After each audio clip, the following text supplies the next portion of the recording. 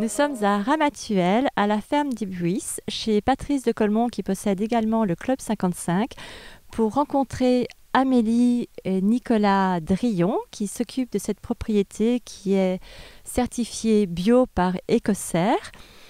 Propriété sur laquelle on trouve des vignes, du maraîchage et des oliviers. Aujourd'hui, nous allons parler avec Nicolas et Amélie de leur travail avec Astrakhan, le cheval de trait. Astrakhan qui est arrivé du Jura à l'âge de 4 ans et demi, qui était déjà formé. Et ensuite, c'est Nicolas qui a été formé pour travailler avec lui. Bonjour Nicolas. Bonjour. Bonjour Amélie. Bonjour. Alors, dites-nous, Nicolas, à part la beauté, quel est l'avantage de travailler avec le cheval de trait ? L'avantage, c'est le non-tassement des sols, de retrouver le lien avec la terre.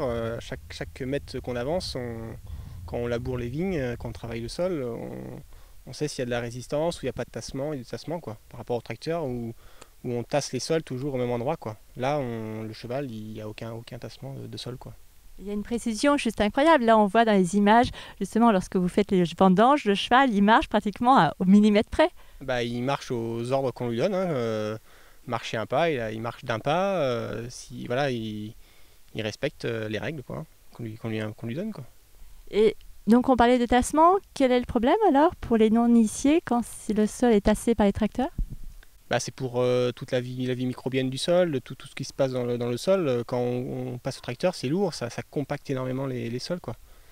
Donc là, avec le cheval, il n'y a plus ce problème-là, quoi. Voilà, donc tout travaille en permanence dans les sols toute l'année. D'accord. Et le cheval, il travaille toute l'année ? Oui.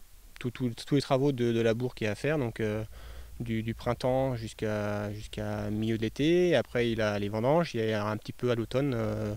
Remettre la terre sur les vignes pour au printemps redéchausser les vignes, quoi, enlever cette terre, quoi. Et alors Nicolas, quelle est votre complicité avec Astrakhan ? C'est un très bon compagnon de travail qui obéit, enfin qui à la fin, à la force de travailler avec lui, il sait le déroulement du travail qu'il y a à faire. On n'a même plus besoin de donner d'ordre. Quand il arrive au bout du rang, tac, il se tourne, il se met à l'envers et on repart, et voilà, c'est super sympathique, quoi. Comme un bon ami, c'est exactement ce dont on a besoin. Et donc, Amélie, qui est arrivée la première, je crois, il y a à peu près 8 ans, 10 ans déjà, dans la propriété. Quel est votre rôle donc ? Aujourd'hui, on parle des vendanges. Pour les vendanges ?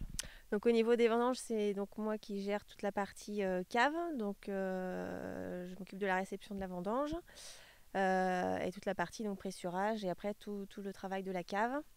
Donc aussi bien donc les fermentations, les suivis de toute la partie vinification. Ensuite, on a toute la partie des soutirages. Là, à l'époque où on arrive, donc les premiers soutirages sont effectués. Donc là, on va faire tout ce qui est assemblage, donc pour définir les différentes cuvées. Parce qu'on a 2 cuvées en rosé et une cuvée en rouge. Donc là, on voit à quel pourcentage on peut assembler tel ou tel type de cépage. Parce qu'on arrive à vinifier cépage cuve par cuve. Ouais. Voilà. Ce qui nous permet après, pour les différentes cuvées, de prendre ou 50% de celle-ci, 30% de celle-ci. Donc pour essayer de sortir les cuvées au mieux de leur potentiel. Voilà. Et ensuite, en début d'année, donc il y aura la partie mise en bouteille. Ouais. Et pour qu'au mois de mars, on puisse attaquer la saison avec le rosé. Le rosé que l'on va retrouver au Club 55 avec notamment cette superbe cuvée qui s'appelle la Belle Vendange. Merci Amélie. Merci Nicolas. Merci. Avec plaisir. À bientôt Marin.